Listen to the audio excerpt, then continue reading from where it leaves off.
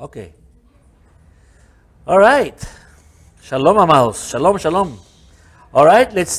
We are continue with the personalities and ideas that we have, right? So we have done 1, 2, 3, 4. We go to 5 now. That's the case? Yes, no? I did 5. Good. So we're doing 6. Very good. That's what I was asking. All right. So we'll do 6. Let me see.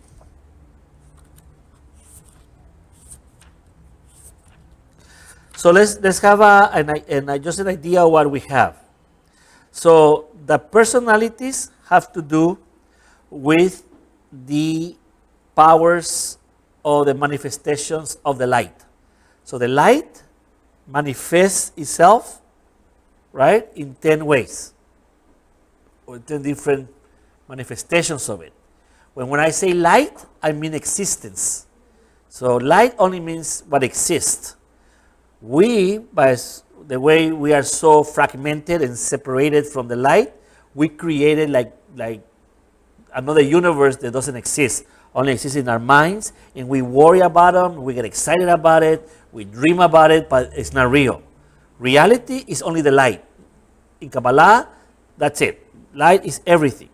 That's what existence means. So we never say that God exists, because God cannot exist because He's the existence. I exist because there's an existence. But God is existence itself, so He cannot exist. Does that make sense in a way? Right? I mean, God is beyond existence. That's why if you ask a Kabbalist if they believe in God, they will say, no, I cannot believe in God because God doesn't exist. Whatever I'm saying, that's God. Whatever I'm doing is God. God is that and beyond that, but in my existence, that's it. So there's these personalities is just to clarify that existence. All of us have that 9 personalities. There's a 10th one beyond that one, that it is the one who creates all this. So there's a process of reality. So because the endless one is everything, right? It's everything and it's static. There is no room for anything else. So in a way, we are His thoughts. We are His desires.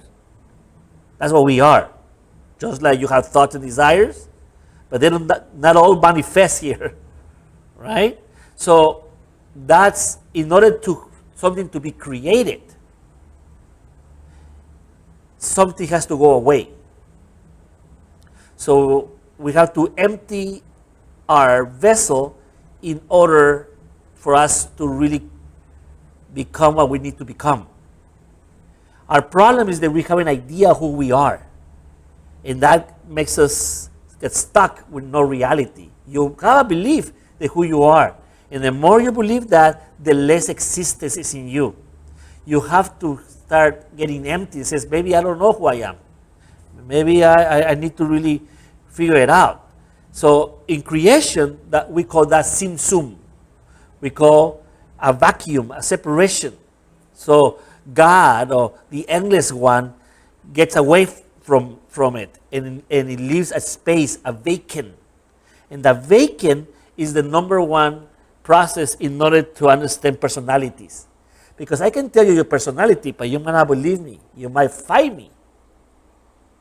Because I'm seeing it, but you cannot see yourself. So you have to be empty in your mind. See, humbleness is not looking poor.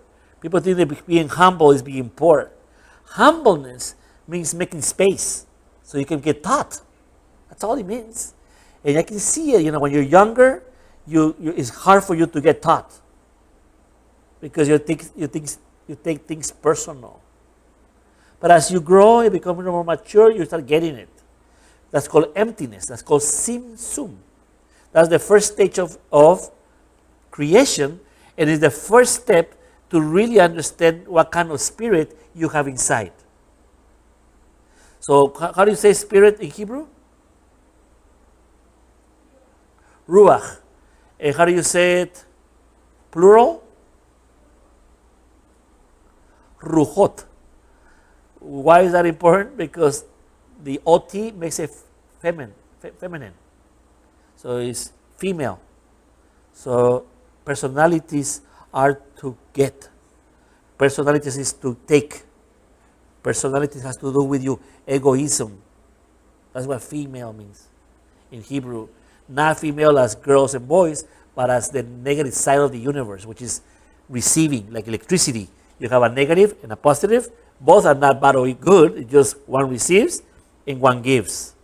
So spirits are here to show your egoism, your desires, the way you want to get things. So number ones like to take things by perfectionists. They like to fix things. They want to feel like they know more. They want to restore. That's what they want to do. That's how they present. And so when you go, wow, yeah, so Leos, Virgos, and maybe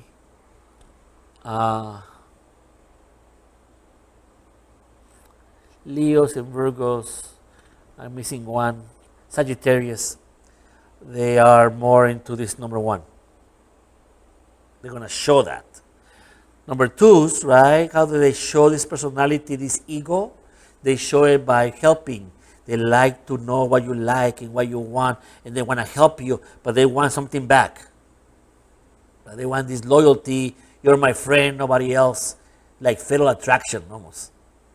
In a bad case.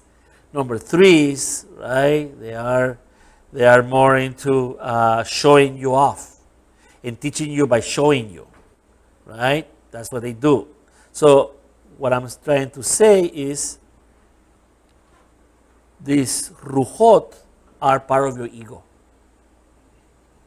And your ego is your mama. It's your mother, spiritual mother. And altruism, the giving part, is your father. So your father is the giver and your mother is the receiver. So your mother is the ego and your father is your altruism. You know what altruism is? It's giving because you're giving. A healthy baby needs both parents. So that's why in Kabbalah and us, in our teachings, we do not repress or take out ego. We don't do that. We allow ego to become part of us, integrated in our lives. So yesterday I was teaching here about shadows. And so this idea that the Talmud says that there is, that when God said there is, and it was good, that means Yetzer Hara, the inclination to good. If God says it's good, it's inclination to good. But when He says it's very good, it's inclination to evil. And so the Talmud says, how is it possible that evil be called very good? I ask you, what do you guys think? Okay, not everybody at the same time because I get all crazy here. Why would the wisest rabbis, which they are in the Talmud, would say that very good is the Yetzer? Yetzer means inclination.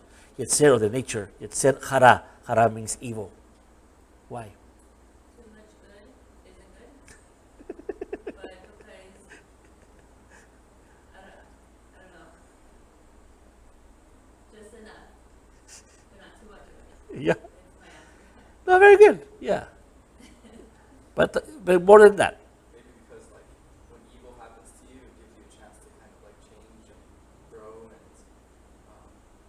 you know become better. It's like a teacher sometimes. Yeah. Anything? Anybody else? That's good. Those are good answers. Anybody else? What do you think? Very good.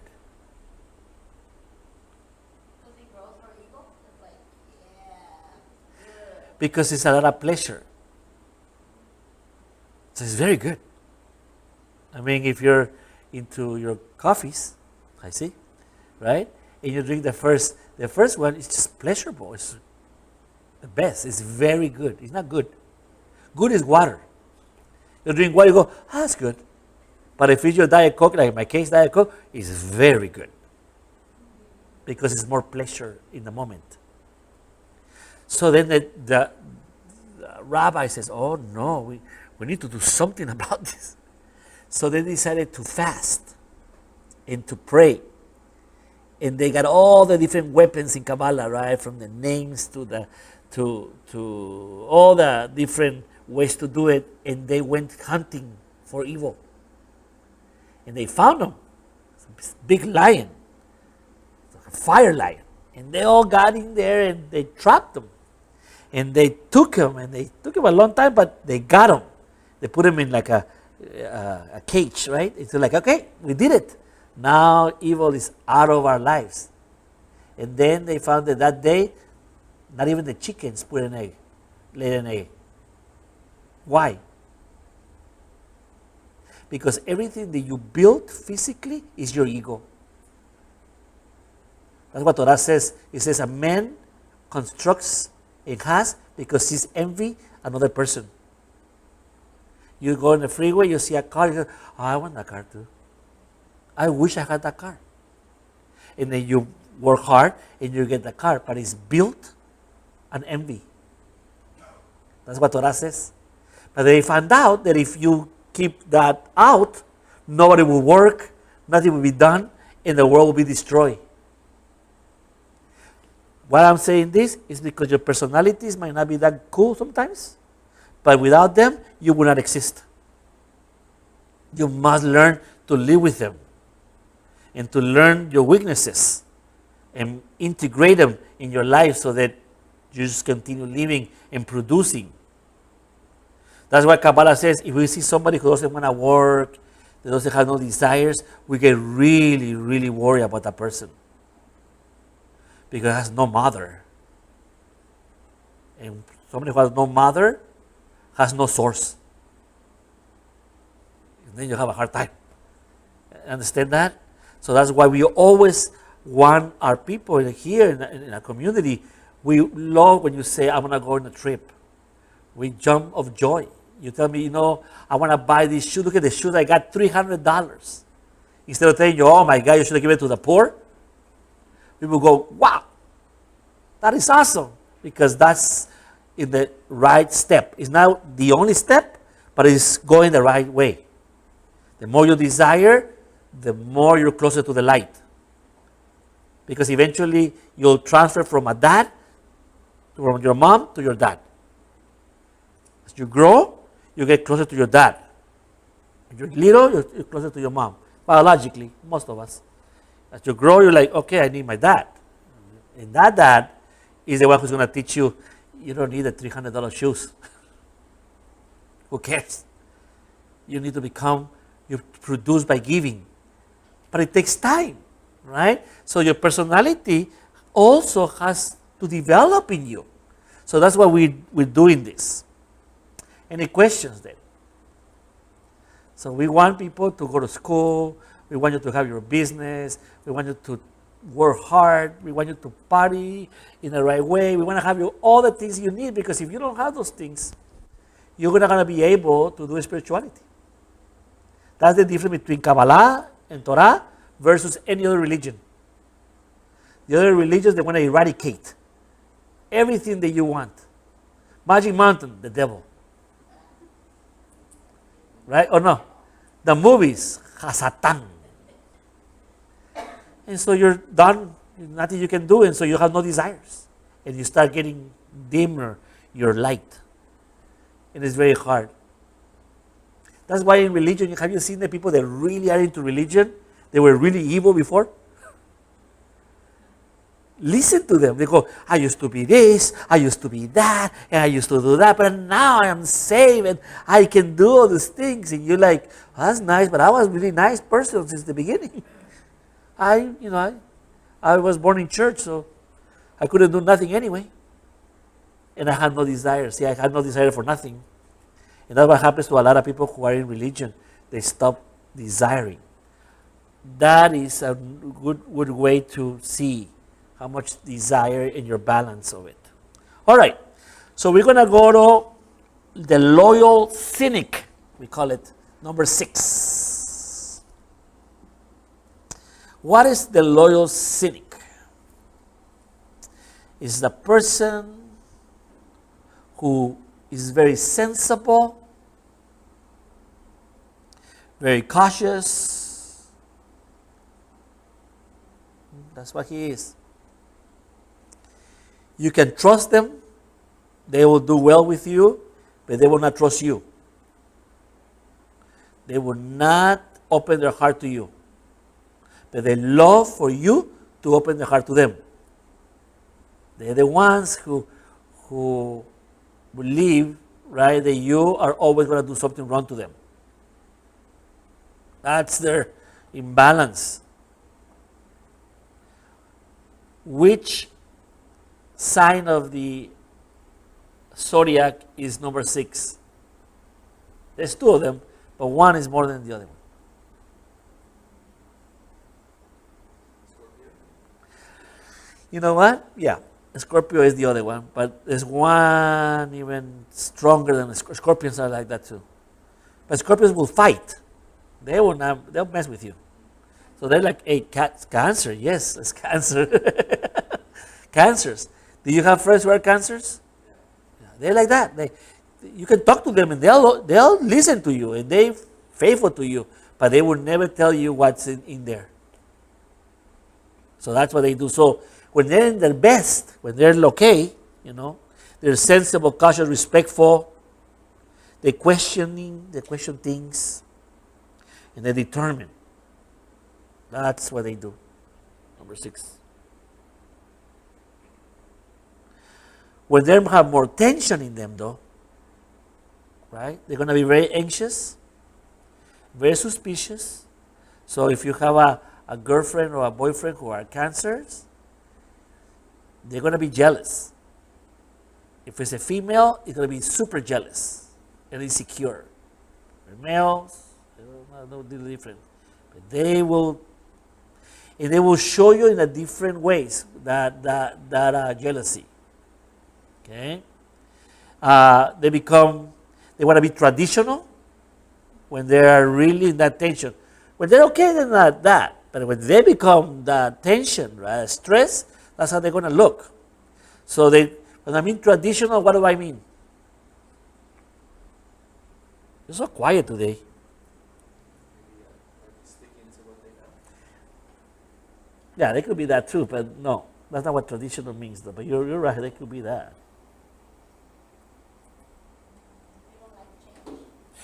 They don't like change. Yes, they like same thing, but traditional means the roles. They'll play the role on you. Like, I am a man, you're the girl, so let's keep it that way. Let's keep it the roles. Because now, you know how it gets a little confusing now? Like, in my time, if I went out with somebody, with a girl, I had to pay. There was no question.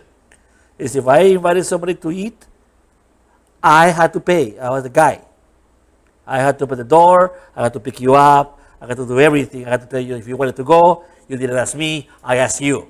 That's the roles of traditional. I'm not saying this is the right one. I'm just saying that the roles were clear. Now, you go eat and then you look at each other and like, who's paying? Right? And that's how it goes. So the roles kind of switch. That's a new way. I'm not saying it's right or wrong. But they will go back to that traditional. They'll make that call and say, no, I'm the girl. What are you doing? When they are very tense, they're stressed. Does it make sense? Because a crab, right, like 6 is like they're crabby, they're very strong in their outer, but very soft in the inside. So they'll use that. Oppositional, they become very oppositional, and they become very rigid in their minds. That's when the tensions build. So if I go to my tensions built, then I become more like a 3 in this 6. So all the bad things that 3s have, they'll have it. Now, if it really go bad, I mean, it goes to worst, then they become insecure, and that's where the jealousy really becomes. Insecure, everything is catastrophic, right? Everything is just so negative. The dogmatic, start bullying you. And they become the authority of your life. So they become possessive. Sounds toxic. Super toxic. Super toxic. I'm telling you, you just have to be careful. Now, when they're okay though, you don't want to be with nobody else. They're just the most wonderful creature on earth. But the moment they go to the other side, no bueno. Okay? Any questions about them? So, you want to, where does it come from? Well, as a child, number 6 got rewarded for being diligent in following rules. So these 6, when they were kids, their parents always give them money or candy or trips because they did good.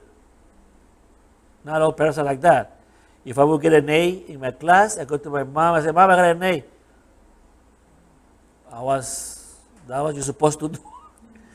You don't work, right? No. That's what you get. That was my mom. But other was like, oh, you got a B. Today we're going to go to McDonald's because you got a B. I'm not saying it's wrong. It's just that that's the child. This is where the child coming from. Okay?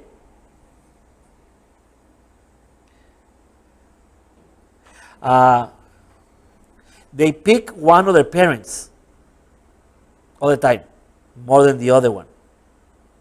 And they fear the outside world.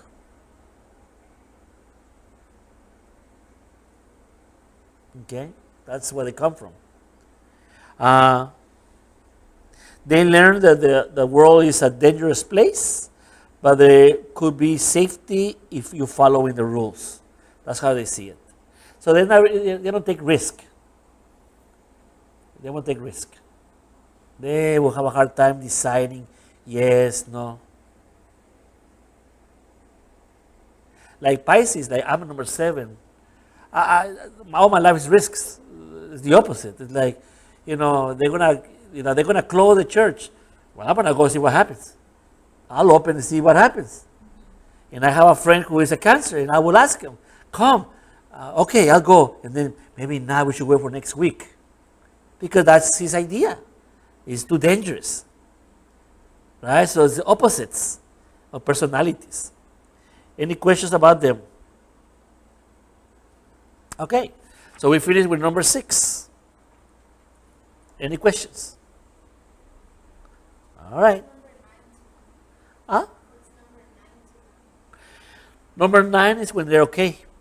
They become very peaceful and they're very loving, because number 9s are very pacifiers. They want the best for you. They say yes to everything to you. So everybody loves 9s. They just don't love each other. They don't love themselves, but everybody loves the 9s. So it's like they're like people pleasers. Yeah, but not like the 2s. The 2s are people pleasers too. But the 9s are more like, let's just have the peace. Why are we arguing? So yes, let's go eat whatever you want, but I'm not pleasing you. I just don't want the argument. 2s want to be a pleaser. They just they get a pleasure out of it. They don't get pleasure about that. They just don't want to argue. And they're more they're private. 9s are very private. So they go to a party and they just say, you guys talk. Sean, I know Melanie, this is Sean. It's one of my best friends. Talk. Leave me alone. And he's happy if you guys are talking and he's just here. That's them. They just connect people, but then do not connect with anybody. The 9s. Which is good for a 6, because a 6 is a little crabby. They like to be alone sometimes. Does it make sense? All right, let's go to number 7, the adventure or the enthusiastic, we call it. So these are the ones who go to the party, right? And what do? They get everybody going. They are going by what? By abundance. More alcohol, more food, more everything. We're going to be fine. That's all they care. They don't want to see nobody crying. They don't want arguments. They don't want nothing. If you start crying, I'm leaving. I don't need you. I need to have fun. Right? So they are to extremes. So here goes when they're okay. So sevens, when they're okay, at best, they're optimistic. So they always find positive things. Spontaneous, right? They're the ones who tell you. For example, I am a 7 and I'm a Pisces, right? It's Susana, different, is Taurus. And she is more like a 1. She likes things to be in a certain way, right? So if I go younger and I will be out of work and I would say, let's go to Vegas. I meant, now? And she would say, oh, awesome. In 2 weeks, I'm ready. What? Yeah, I need to buy this, I need to do. No. Let's go. Oh, I don't have nothing. We'll buy it there. They're the ones who are in a restaurant and they just want to go and eat the dessert next door. That's what I do. Like, for example, we went to Capristano. You know what Capristano is? Right? We were there. So I'm like that. I'm eating in one place and I'm eating. And then it says, why don't we just walk around and let's go eat to the other restaurant because I like it too. Why can't I have both? And she will be like, no, you can eat everything here. Why are we not? Because it's not good or bad. I'm just saying that's how we manifest our happiness or our worlds. So I have a question. Like Susie is number 1, right? Yes. But I'm number 7. ¿Cómo? But I'm number 7. You're number 7? But they're 7 and 1 connected. Yeah, they're connected. Yes. It's she's more leaning towards 1 than 7 because I'm a Taurus. So that is 1. No, but Taurus are into, we call it material things. So they're secure if they have their house and everything and that. So you, personality, can go to a 7. Because you guys are flipped. But, okay. You're flipped. Look at 7 and 1 aligned with each other. So yes, I do understand that. So Susana can be very, very spontaneous too. She can. She can, but that's not her personality. But I see her do things that I was like, what? I mean, she can go out and dance. She can talk to people in the streets like nothing. Very spontaneous. So she has that 7 in her. But she's more secure as a 1. And you can be a 1 too, but only when you need to be more stressed. Then you start picking, because that's how you feel more secure. Remember, it's your ego. It's your mama in the universe who gave you that trait.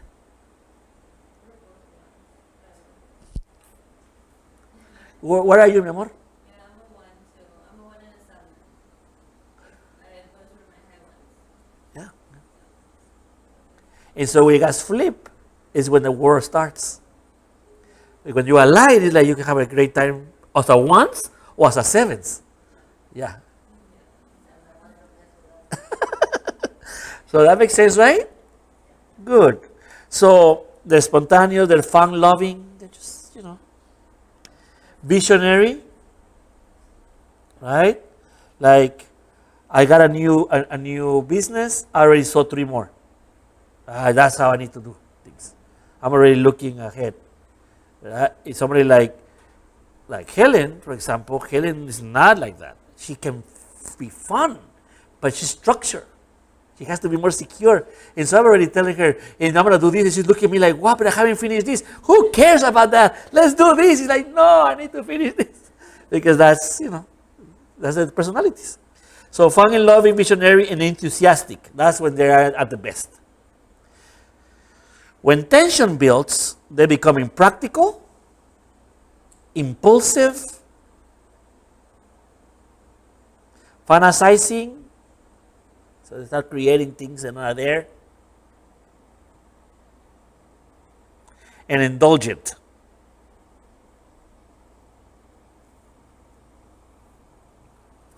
So they can become very vice-oriented. But let me tell you about vices, though.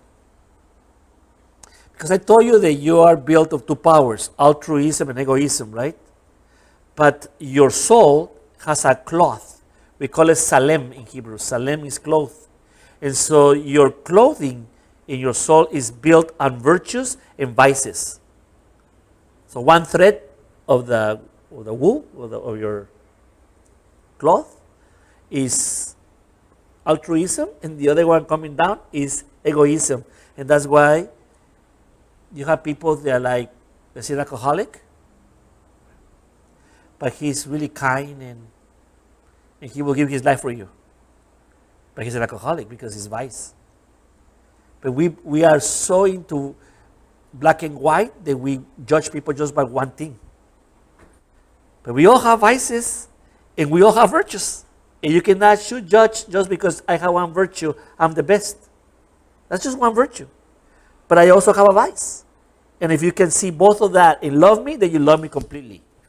Because you love me with my both vices. And when I mean vices, I'm not talking only external things. I'm talking about also internal. Does it make sense? Or did I confuse you? Yes, no. Yeah? Does it make sense? What do you mean by like internal vice? You have a vice of, for example, that things should be one way. And if not, you get withdrawals. And you get upset. Yeah. You have vices of anger, vices of sadness, vices of lust. Vices is what we were saying, when things go way out of proportion. There's nothing wrong with alcohol. There's nothing wrong with eating. And there's nothing wrong with partying. It's so much of it that starts destroying you because you're out of the realm. See? And it does not exist. And that's when you start really having a hard time because you're doing so much and not receiving anything because you're not doing anything. It does not exist. So you say you went to the party and did all this crazy stuff, and you come home, you're as empty as you went. You wonder why, because you were not there. It didn't exist because you're out of the realm. But if you would have gone conscious and enjoy the people and enjoy the moment and live when you're supposed to live, you go home and says, that was a nice party. I saw my cousin, I saw my friend, which is great. Then that's real. So whatever to the size, so too much water, which means mercy, means altruism, can destroy, as Noah. So too much good is not good. It's called very good. Now you get the term? So too much water, not good. Too much earth and no water, no bueno. But when you have water and earth, you get grass, you get fruits, you get abundance. So you want both. That's it. You want both. You don't like that, huh? Okay, it's okay. All right, let's go to the worst of the sevens. Unrealistic. That's when really the seven is so immature, right? I mean, he's just out there. So he's unrealistic, irresponsible, narcissistic, because he doesn't care. Escapist. Those are his way of coping when they're so far in the spectrum. So let's see the the child in them. So when they're a child,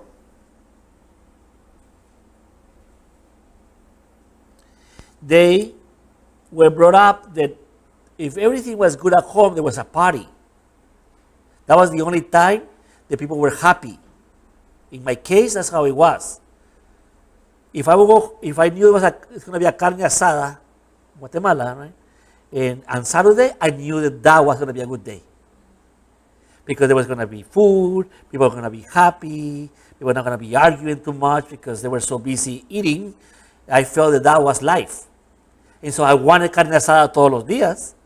That would be perfect for me because that's how I saw when my parents or my grandparents, more my grandparents, would be happier. So imagine a house where it's not that good, it's craziness, but when the birthday came or Christmas came, they had a blast. That's a 7. So 7 was Christmas every day because they don't want to go through the other ones because it's not fun. Anybody here 7? You're just 7. Who else is a 7? Nobody else? Because they're boring. That's why. Did everyone take like a test? Yeah. Yeah. I'll give you. You can go to the internet and you can take it and do it right there. Yeah. For the signs for 7, it's Pisces, usually. And Pisces, Libra.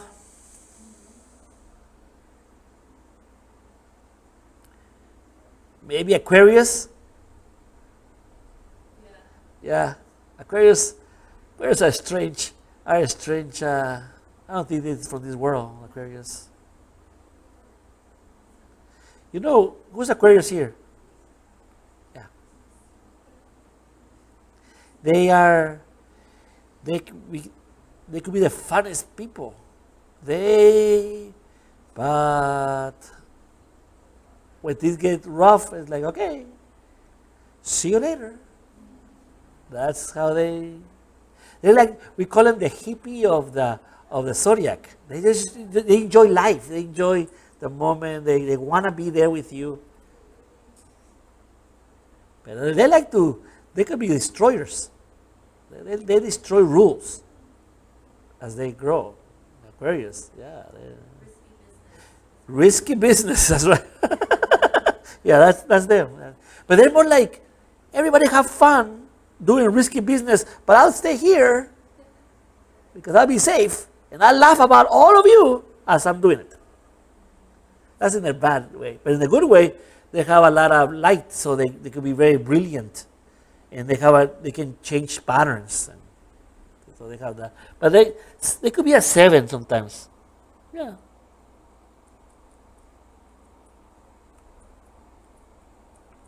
I see them more like a 9 as Aquarius though. What were you? See, I don't know. They are really more a 9. Because they're what I'm telling you. I had a best friend that we would go out and whatever, and he would like everybody to drink and to get blasted, but not him. Yeah. So one time we went to, I think it was Cancun, and there were all these guys, right? And he says, let's have a challenge. How many tequilas can we take? And I say, I know him so well. I go, I'm not doing it because you're not going to help me. No. I said, no. And then, but everybody else said, I want to do it. So he started. It was like 4 of them, right? So ready, and a shot, right? And bam, put it back. And then a shot, like that. As many as you could and as fast as you could, right?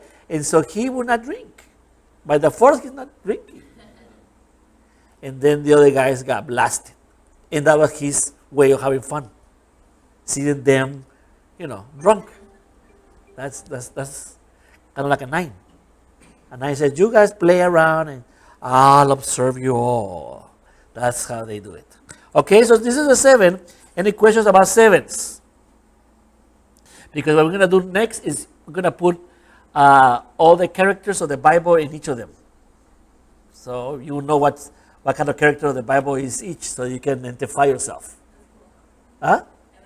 Yeah, we're going to do that. So let's do number 8 so we can finish at least today these ones. Number 8, we call it the leader, the one who confronts. is an 8. So the 8's in the party, what do? They invite everyone. They initiate the party. Huh? They initiate the party. Let's have a party. No. Is that the one you said, even though I'm not invited, I'm gonna show up? He's the one who says, I didn't get an invitation, but I don't need one. I know you guys don't like me that much, but I'm here. I don't care. And they rough on you. They just shove everything in there, like nothing. They'll just press.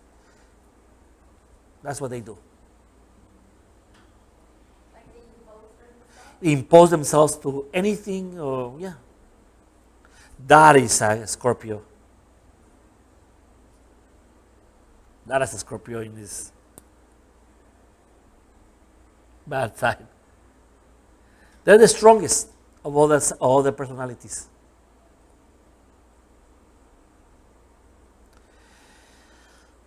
See, they in their best. This is when they're good. Okay, they're forceful. That's part of their goodness. They're protective, courage, has a lot of courage, just, and assertive. That's number 8. When they're not, they're very stressful, they're very possessive, intimidating, dominating, willful. So they're going to force you. They're that friend that will force you to do things. We all had them. You didn't want to go, but he forced you to go in a way. He uses whatever to do it. And you're like, ah. He's your friend. He's not bad. It's just that's how he wants to do what he wants to do. So when they're in their worst, they become very vengeful. Like vengeance, right? Bullying, macho, very like a dictator. That's when they are in their worst. Combative, always arguing, always doing that. That will be number 8. Nobody was 8 here, right? No. That's a rough one. But it needed one because leaders need to be like that. If you're going to be a leader, you need to be that.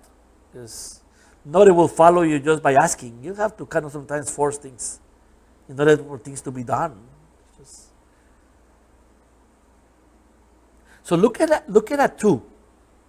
2 is like, in Spanish, un pan de Dios, right? He's nice. 2 is always wonderful with you, wants to help you, wants to assist you. The moment he goes bad at you, he becomes what? An 8. And now you have a problem. Because he was so good to you, you told him all your secrets, and he knew everything because he's the one who was there with you. Now he's in the wrong side of the town with you. So the 8 is a 2, but it's a 5 because he studies you. He's a leader, so he's always observing. He knows who's the weak one, who's the strong one, and what to do. And again, what I'm trying to tell you is, it's not wrong. You have to integrate it in your life. Instead of following, maybe you should be a leader, right? And maybe you're so frustrated in your life because you're always following. But you are a leader if you're an 8. So why are you following? Does that make sense? So I need to use my strong point and my weakness in order to do this. All right. Almost finished. Here we go.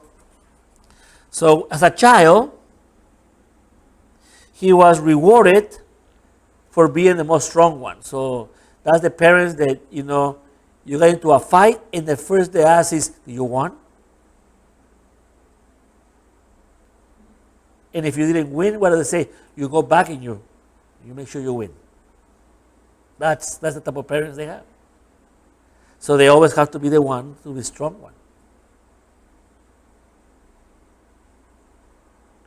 They learn very quickly when they're younger. The nice guys finish last.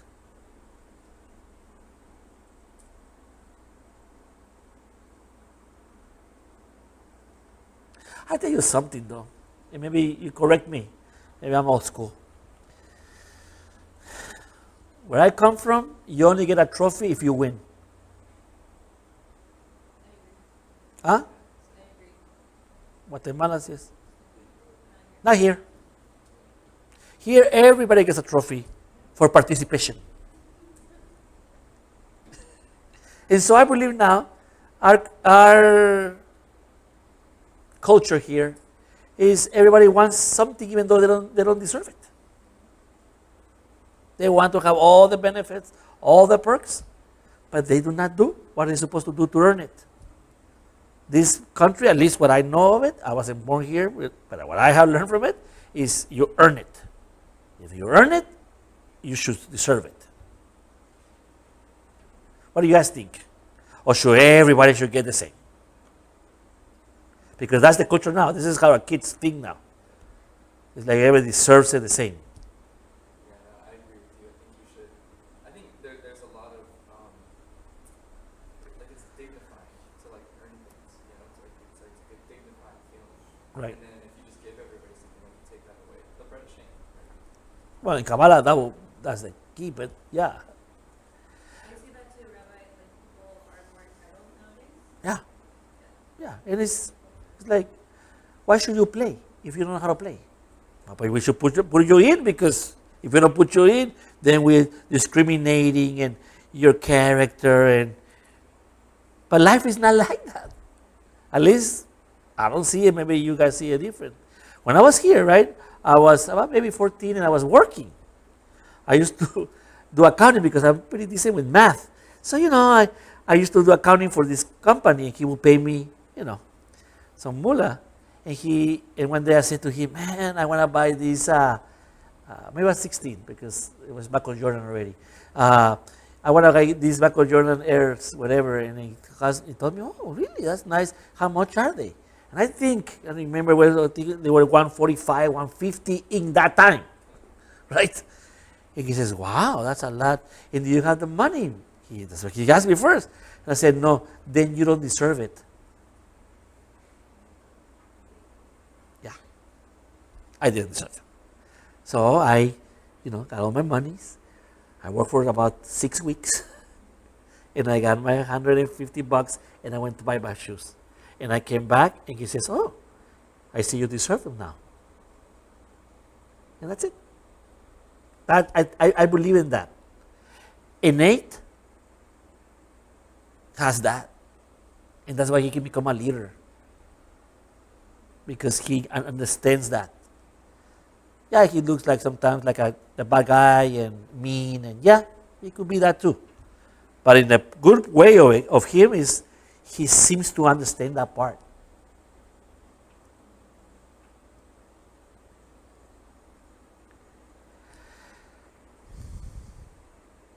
Like if you have business, right, and you're selling Doritos and the other one is selling Doritos too. And both selling the same, in the same corner. How are you going to beat them?